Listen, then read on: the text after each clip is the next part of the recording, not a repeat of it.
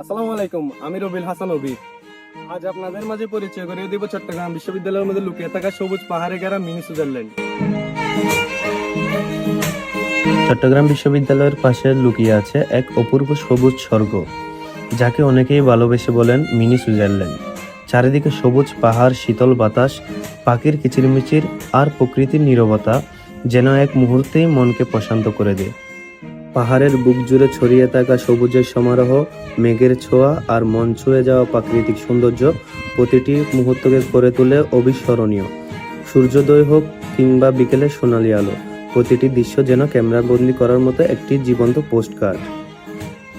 যদি আপনি প্রকৃতির সৌন্দর্যে হারিয়ে যেতে চান, তাহলে চট্টগ্রাম বিশ্ববিদ্যালয়ের পাশে মিনি সুইজারল্যান্ড খ্যাত এই সবুজ স্বর্গটি একবার ঘুরে আসতে পারেন।